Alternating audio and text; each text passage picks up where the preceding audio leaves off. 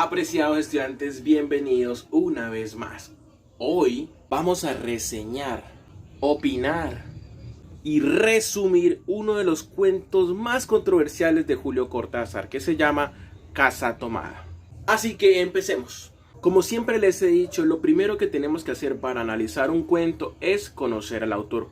Una vez conociendo al autor, la época en la que escribe el cuento, podremos notar detalles intrínsecos de la lectura, como lo es en el caso de este cuento. Ahora bien, ¿quién es Julio Cortázar? Julio Florencio Cortázar era su nombre completo. Fue escritor y traductor argentino. Falleció el 12 de febrero de 1984 y, ojo, optó por la nacionalidad francesa sin renunciar a su nacionalidad argentina. ¿Por qué? Por estar protestando en contra del gobierno que había en ese momento. Y este dato que les voy a dar es súper importante, porque de aquí salen distintas versiones. A raíz de estar en contra de lo que el gobierno en ese momento dictaba, Cortázar tuvo que salir y refugiarse en Francia y desde ahí hacer la crítica al gobierno, donde escapó de esta dictadura militar y fue perseguido durante mucho tiempo hasta cuando falleció a los 69 años de edad. Cortázar es conocido como el maestro del cuento, la prosa poética, precursor del realismo mágico, el surrealismo y el boom latinoamericano. Su obra más famosa es Rayuela. Como sabemos, rompe todos los moldes de cómo leemos un libro normalmente.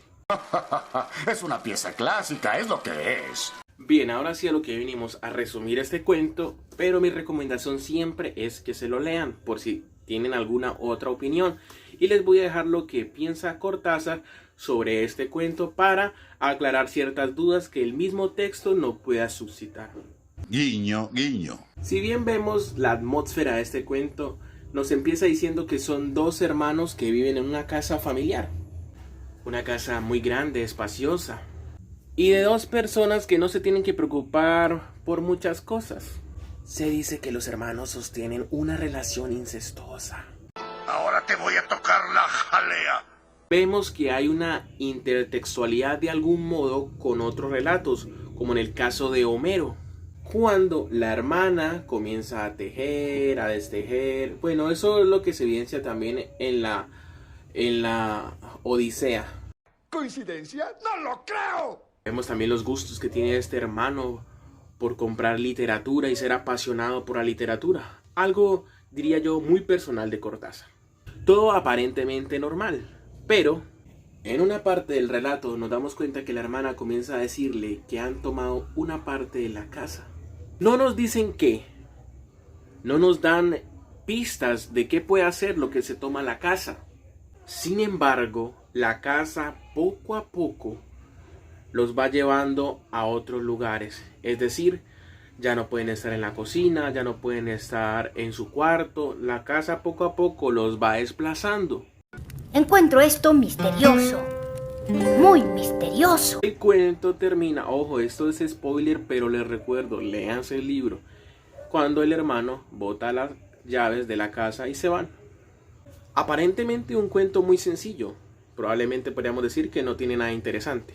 Pero, como les había mencionado, la fecha en que se escribió este cuento hizo que se popularizara y salieran muchísimas versiones de esto. Podremos encontrar versiones en las que dicen que son fantasmas las que sacan a los hermanos de la casa. Habrán versiones que dicen que la casa es argentina, donde poco a poco se fue rebelando en contra de este gobierno dictador. Podemos decir que es un misterio que no se pudo resolver. Todas estas versiones son válidas y les voy a decir por qué. Porque el mismo Julio Cortázar nos da una pista para poder entender este cuento. Entonces les voy a dejar acá la entrevista que tuvo Julio Cortázar y donde explica el cuento. Pero nos dice que las otras versiones todas son válidas. Por ejemplo, ahí está lo de esos hermanos expulsados de su casa.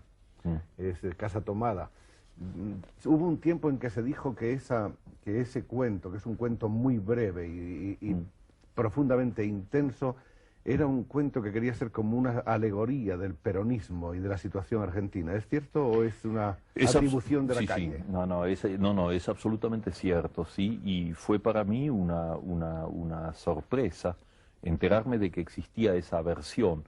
Fue quizá la primera vez en que yo descubrí una cosa que es muy bella en el fondo, y es la posibilidad de la múltiple lectura de un texto.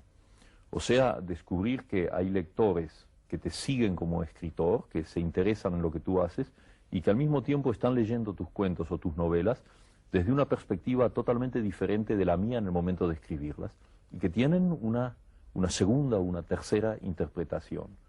Mi interpretación de ese cuento, te la puedo decir, y ha sido dicho ya en otras entrevistas, eso es el resultado de una pesadilla.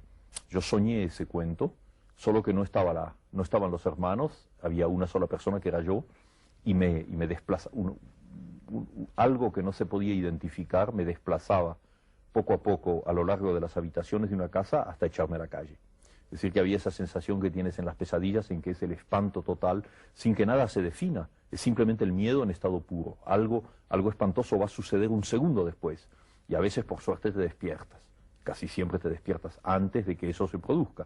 Bueno, en ese caso era lo mismo. Había una cosa espantosa que avanzaba, indefinible, se traducía por ruidos, una sensación de amenaza que avanzaban así. Entonces yo me iba creando barricadas, Retrocediendo y cerrando puertas. Exactamente, hasta que la última puerta era la de la calle.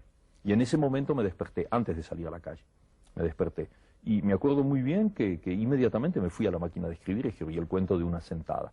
O sea, que esa es mi lectura del cuento. Ahora, esa interpretación de que quizá yo estaba traduciendo mi reacción como argentino frente a lo que sucedía en la política, no se puede excluir, porque es perfectamente posible que yo haya tenido esa sensación que en la pesadilla se tradujo de una manera fantástica, de una manera simbólica.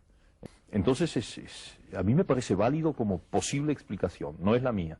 Entonces... Y bien, apreciados estudiantes, esto es todo.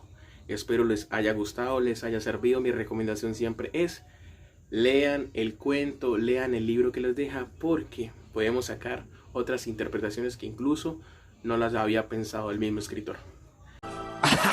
Sí, como si estas cosas pasaran. Esto es pura mierda. Nos vemos hasta la próxima.